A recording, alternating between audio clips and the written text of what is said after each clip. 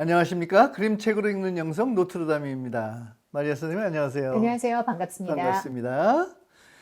네, 오늘 우리가 함께 할 그림책은요. 샘과 데이브가 땅을 팠어요. Sam and Dave dig a hole.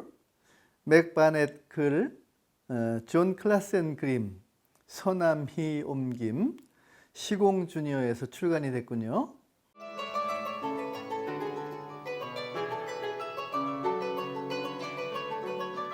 네, 마리아 선생님, 오늘의 책 간단히 소개해 주시지요. 네, 2014년도에 첫 출간된 그림책입니다. 이 이야기는 샘과 데이브 두 소년이 다짜고짜 무작정 땅을 파는 얘기입니다.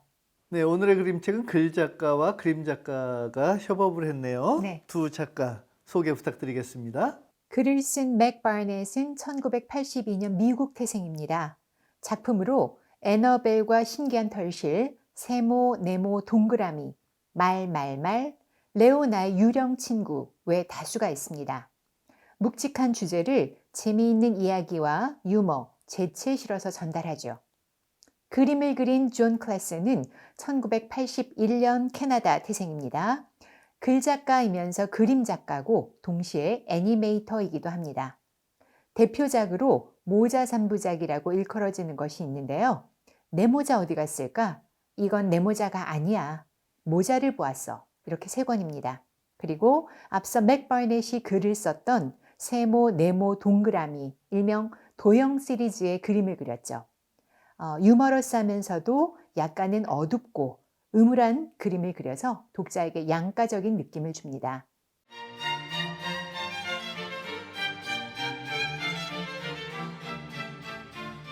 자, 그러면 책 속의 이야기로 들어가 볼까요? 글과 함께 그림도 보여주면서 스토리 소개해 주시기 바랍니다. 네. 월요일에 샘과 데이브는 땅을 팠어요. 위와 같은 한 줄의 문장으로 다짜고짜 이야기가 시작됩니다. 땅의 어디쯤을 왜 하필이면 월요일에 파기 시작했다는 건지 밑도 끝도 없고 이렇다 할 설명도 없습니다. 그림에서는 두 명의 소년이 모자를 쓰고 배낭을 맨 채 긴 삽을 손에 들고 땅을 내려다보고 있습니다. 그들 사이에는 개 한 마리도 멀뚱히 앉아 있네요. 페이지를 넘기면 이미 허리춤까지 땅을 파 내려간 두 소년이 보입니다. 샘이 묻습니다. 언제까지 파야 할까? 그러자 데이브가 대답을 하죠. 우리에게는 사명이 있어. 뭔가 어마어마한 걸 발견할 때까지 계속 파내려가야 해. 둘은 열심히 땅을 팝니다. 구덩이가 점점 깊어지면서 소년들이 파내려가는 수직 방향의 오른쪽에 귀한 핑크 다이아몬드가 묻혀 있습니다. 하지만 그들은 아무것도 모르는 눈치입니다. 함께 있는 점박이 개만이 보물이 묻힌 방향으로 눈길을 주고 있습니다. 어느덧 구덩이는 더 깊어지고 아래쪽에는 아까보다 한층 더 큰 다이아몬드가 파묻혀 있습니다. 조금만 더 파내려가면 다이아몬드를 발견할 수 있을 것 같습니다. 하지만 이미 지친 샘과 데이브는 집에서 싸가지고 온 비스킷과 초콜릿 우유를 마시면서 휴식을 취합니다. 그러면서 느닷없이 의문을 품죠. 우리가 너무 수직으로만 파내려가는 거 아닐까? 방향을 좀 틀어보자고 이렇게 말한 소년은 데이브입니다. 소년들은 간발의 차이로 방향을 틀죠. 그러느라고 바로 발 아래 파묻힌 두 번째 다이아몬드를 놓치고 맙니다. 그들은 이제 수직이 아닌 수평으로 그러다가 방향을 나누어서 그리고 다시 합쳐져서 계속 땅을 팝니다. 그래도 발견되는 것은 없습니다. 전략을 바꿔서 방향을 달리하고 길을 나눌 때마다 그들 바로 옆이나 바로 아래에 핑크 다이아몬드가 숨은 그림처럼 땅 속에 파묻혀 있습니다. 그들이 4번이나 다이아몬드를 놓치는 동안 그 크기는 점점 커져서 4번째는 그야말로 산만합니다. 얼굴이 새까맣게 되도록 흙범벅이 되어서 탈진한 두 소년은 흙벽에 몸을 기대고 그만 까무룩 잠이 듭니다. 점박이 개만이 눈을 빛내며 땅 아래쪽에다가 코를 박고 킁킁거립니다. 그러고선 앞발로 땅을 파기 시작해요. 잠든 주인들은 아랑곳 없이 집요하게 땅을 팝니다. 어느 순간 발 아래 땅이 쑥 꺼지더니 개와 두 소년이 떨어져 내리기 시작합니다. 밑도 끝도 없이 한없이 아래로 아래로. 그러다가 그들 모두는 부드러운 흙이 있는 땅에 착지합니다. 두 소년은 서로를 마주보며 이렇게 말하죠. 아주 끝내줬어. 정말 멋졌어. 둘은 삽을 어깨에 걸쳐매고 비스킷과 초콜릿 우유를 먹으러 집 안으로 향합니다. 이 전체 스토리를 보면 뭐 일종의 허무 개그 같기도 한데요. 그림 이야기 부탁드리겠습니다. 네. 그림이 전체적으로 굉장히 깔끔하고 단순하게 그려져 있습니다. 또 여느 그림책에서 쉽게 볼 수 있는 알록달록한 색감이 없죠. 땅속이 주요 공간이 되기 때문에 황토색이 큰 비중을 차지합니다. 한 장면에서 그림과 글이 아주 사이좋게 한 페이지씩을 나눠 가지다가 중요한 대목에서는 글이 사라지고 펼친 면 한바닥을 그림이 온통 차지하는 그런 구성입니다. 예, 그림을 세밀하게 보다 보면 특이한 부분들이 좀 눈에 들어와요. 네. 가장 크게는 이제 이 시작 장면, 첫 장면과 맨 마지막 장면이 굉장히 의미심장해 보이는데요. 네.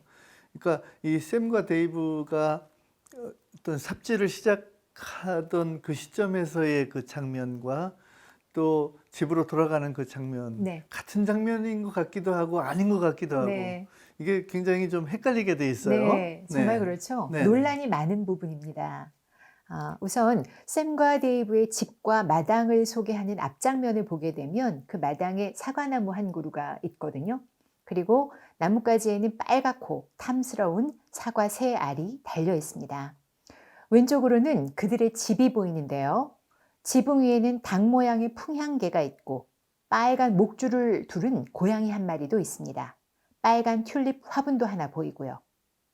반면에 이야기가 종지된 뒷부분에 보면 미세한 변화가 생겨 있는데요. 사과나무 대신에 배나무가, 닭 대신 오리 모양의 풍향계가, 그리고 파란 목줄을 두르고 있는 고양이와 파란 꽃이 보입니다. 동일한 장소인 듯하지만 이렇게 차이가 있는 것이죠. 책을 읽고 그림을 세세히 들여다본 독자로서는 의견이 분분할 수밖에 없는데요.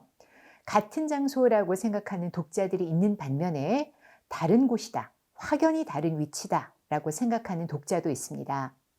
우선 두 군데가 다른 장소라고 생각하는 사람들은 디테일해 보이는 이런 명명백백한 차이 때문에 두말할 것도 없이 두 소년이 다른 장소로 위치 이동을 했다고 주장하죠.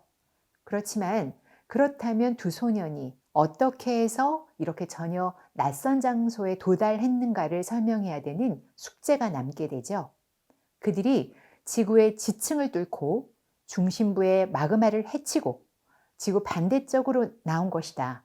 혹은 설명할 수 없는 어떤 물리적인 힘에 의해서 전혀 다른 곳에 뚝 떨어져 버린 것이다. 이렇게 분분한 의견들이 있습니다. 반면에 같은 장소다 이렇게 주장하는 사람들은 모든 것이 미세하게 달라 보이긴 하지만 기본적으로 지형이 같다는 것을 먼저 지적합니다. 모험을 겪고 경험치를 넓힌 두 소년이 그 시간을 통해서 성장했기 때문에 주위의 모든 것이 달라 보일 뿐이라는 어쩌면 조금 더 철학적인 해석을 덧붙이죠. 더구나 그들은 초콜릿 우유와 비스킷을 먹으러 안으로 들어갔다 라고 말해주는 글 텍스트가 이것을 뒷받침한다고 말합니다. 다른 장소라면, 남의 집이라면 과연 소년들이 이렇게 천연덕스러울 수 있을까? 이렇게 말하는 거죠.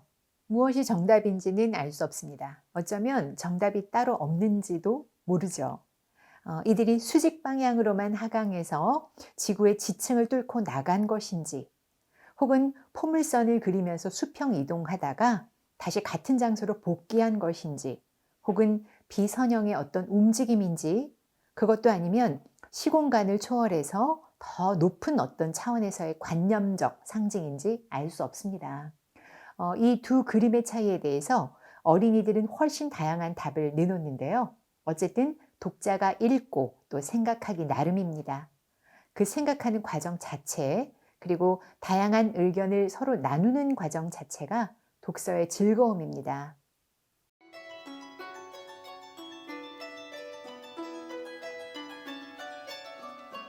책 속으로 좀 더 깊이 들어가 보도록 하겠습니다.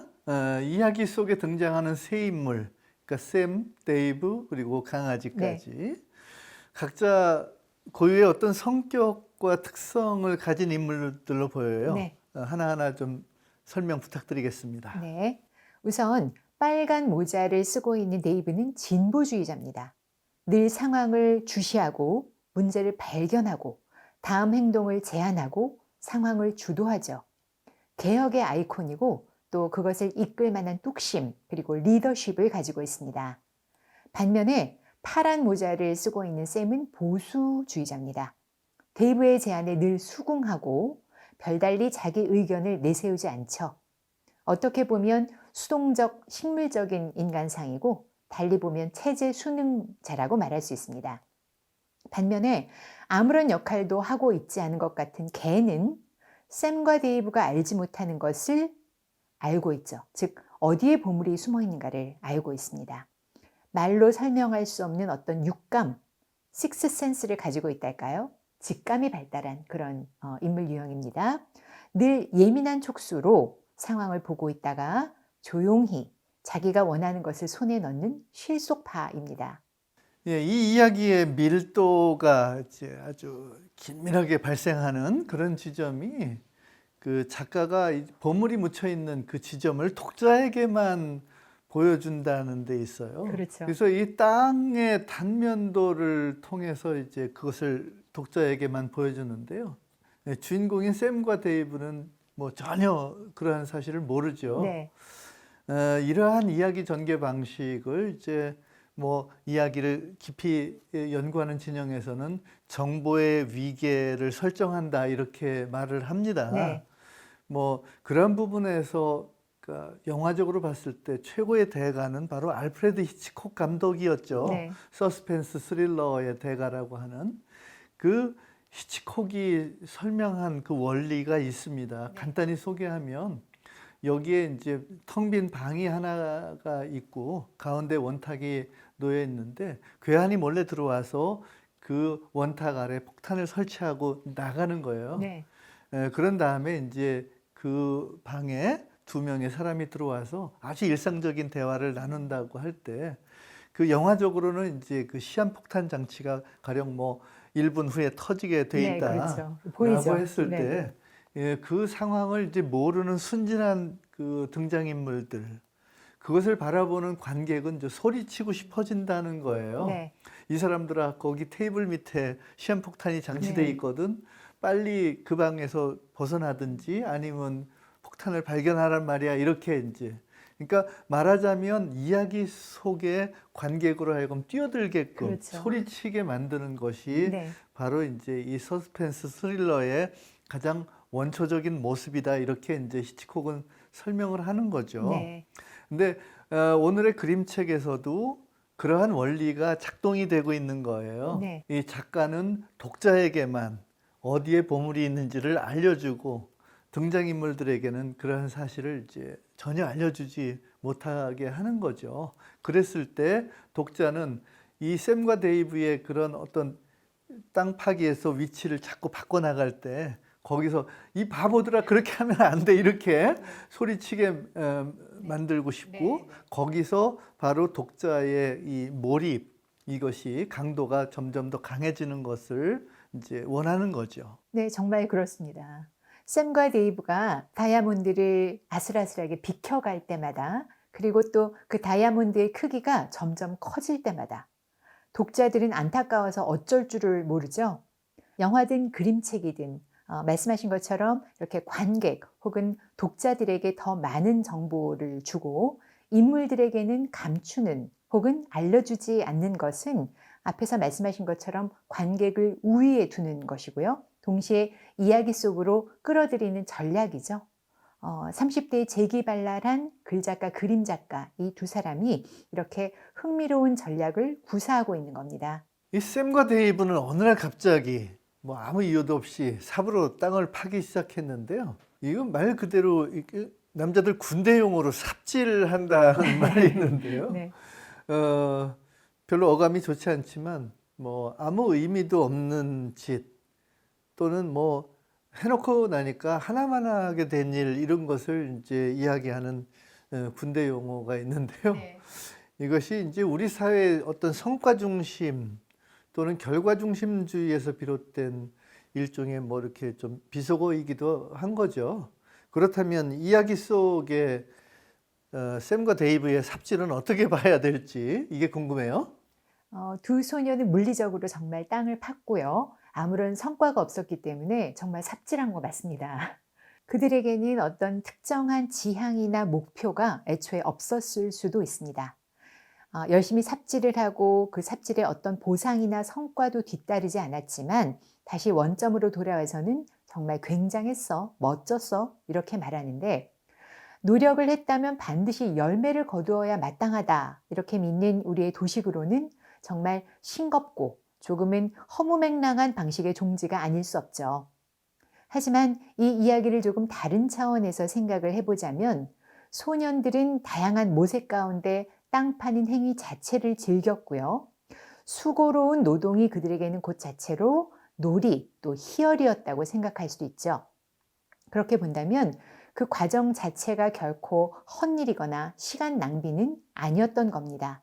또 그 과정을 통해서 아이들은 변모하고 성장했기 때문에 결국 땅속의 시간은 암중 모색의 시간이라고 보기도 하겠죠. 바로 이것이 앞뒤 장면의 풍광과 디테일이 달라진 혹은 달라 보이는 이유가 됩니다. 겉으로는 똑같아 보이지만 아이들은 이 시간을 통해서 육체적, 정신적으로 성장을 한 것이고 세상을 보는 시각이 이미 달라진 것입니다.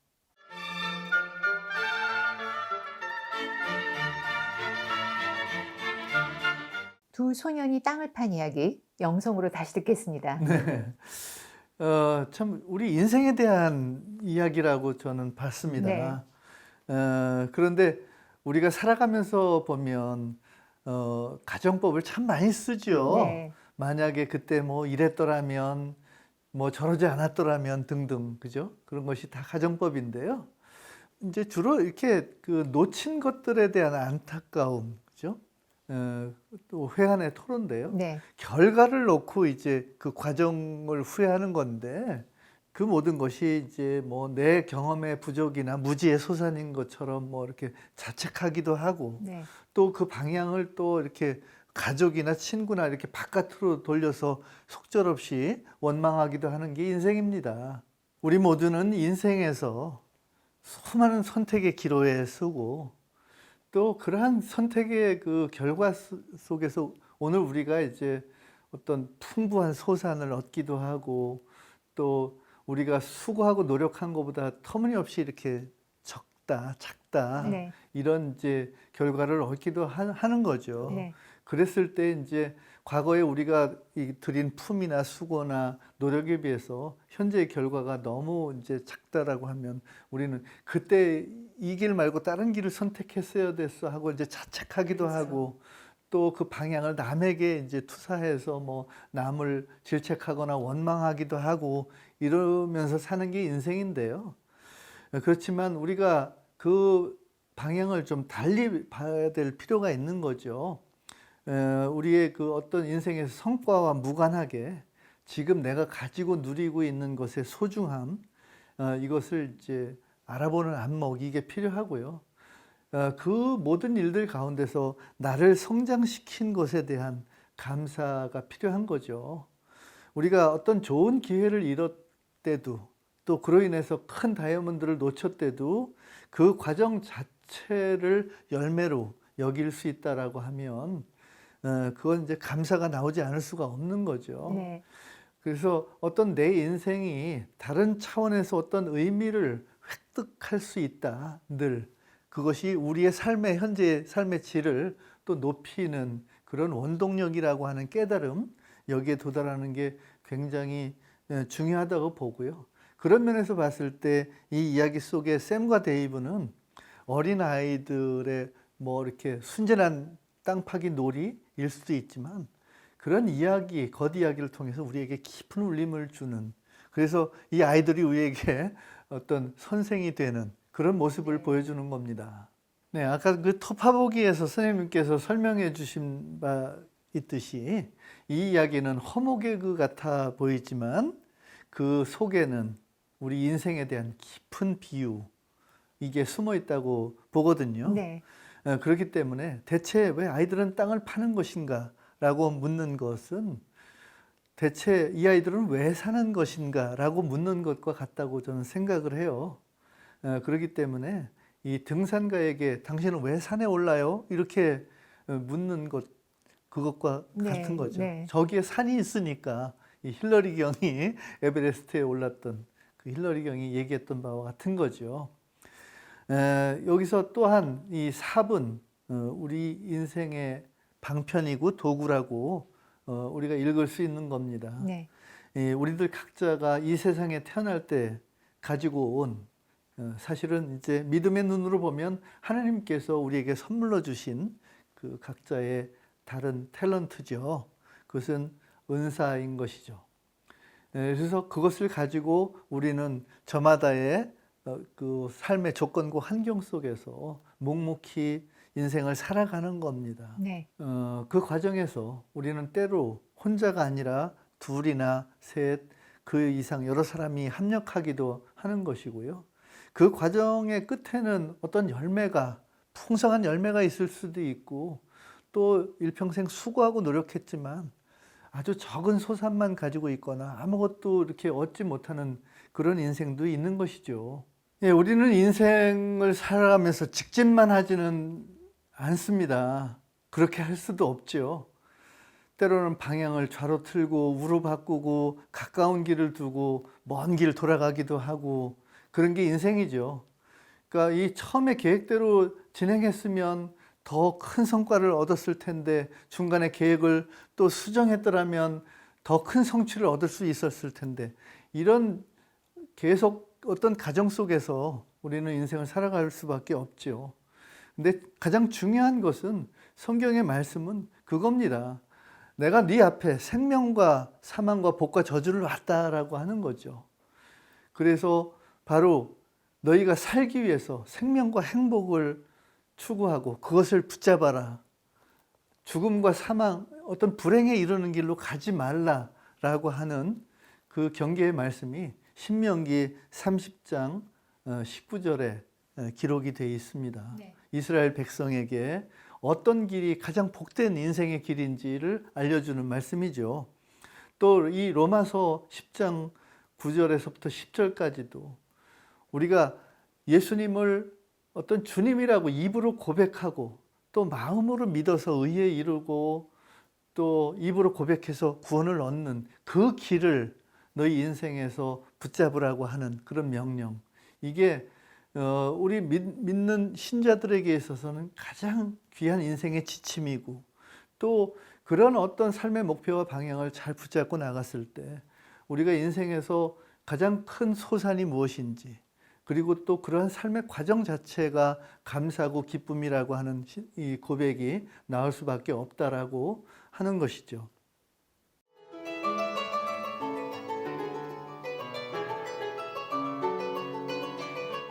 샘과 데이브가 땅을 팠어요 라는 그림책을 함께 보았는데요. 수많은 선택지가 주어진 우리 삶에서 삶의 목표와 방향, 추구하는 이상과 지향에 대해서 돌아봐야 되겠습니다. 이 이야기는 그러한 우리의 한 사리, 우리 인생에 대한 기막힌 알레고리였습니다. 네, 오늘 저희가 준비한 이야기는 여기까지고요. 저희는 다음 시간에 또 새롭고도 특별한 재미있는 그림책을 가지고 여러분을 찾아뵙도록 하겠습니다. 지금까지 서정남 라우렌시오 손희정 마리아였습니다. 감사합니다.